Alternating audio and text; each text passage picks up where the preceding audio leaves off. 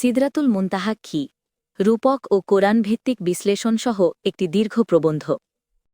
সিদরাতুল মুনতাহা কোরআনের একটি অনন্য পরিভাষা, যা উল্লিখিত হয়েছে সূরা আন-নজম ৫৩ থেকে ১৪ থেকে ১৮ আয়াতে। প্রচলিত ব্যাখ্যায় এটি আসমানের ৭ স্তরের পর সীমান্তে অবস্থিত একটি বিশাল বৃক্ষ হিসেবে বোঝানো হয়। তবে ভাষাগত ও রূপক দৃষ্টিকোণ থেকে শব্দটির গভীরতর অর্থ বিশ্লেষণ করলে দেখা যায় এটি কেবল একটি গাছ নয়, বরং এক ধরনের চূড়ান্ত সীমা, জ্ঞানচক্রের শেষ ধাপ এবং প্রকাশ বা রেভেলেশনের সর্বোচ্চ স্থান নির্দেশ করে। প্রথমে কোরআনের আয়াতসমূহ, সূরা আন-নজম ৫৩, ১৪ থেকে ১৮। এনদা সিদরাতিল মুনতাহা, সিদরাতুল মুনতাহার নিকটে।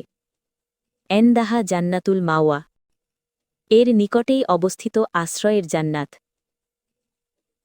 এজ ইয়াগশা সিদরাতা মায়াগশা, যখন সিদরাকে আচ্ছন্ন করেছিল যা কিছু তাকে আচ্ছন্ন করেছিল।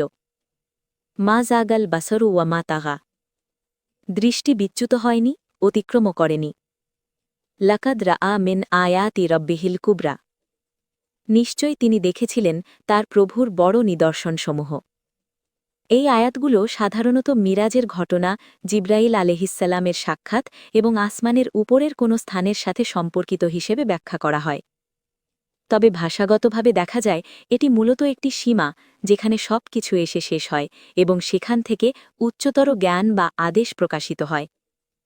শব্দবিশ্লেষণ বা লিঙ্গুইস্টিক অ্যানালিসিস। ১.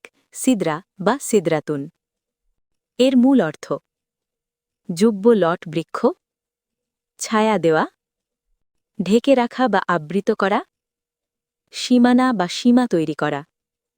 আরবিতে সিদরা একটি গাছের নাম হলেও এর মূল ক্রিয়াধাতু স দ র সিদ্র থেকে এসেছে, যার অর্থ পথকে ভাগ করা, সীমা তৈরি করা, বাধা সৃষ্টি করা, কোনো কিছু আচ্ছাদন করা। অর্থাৎ সিদরা সমান সমান একটি সীমানা বিন্দু। ২. মুনতাহা বা আল মুনতাহা, এর অর্থ শেষ সীমা, পরম সীমান্ত, যেখানে সমস্ত পথ শেষ হয়, চূড়ান্ত পর্যায়। আরবি নাহাইয়া বা শেষ, সমাপ্তি এরই একটি উচ্চতর রূপ।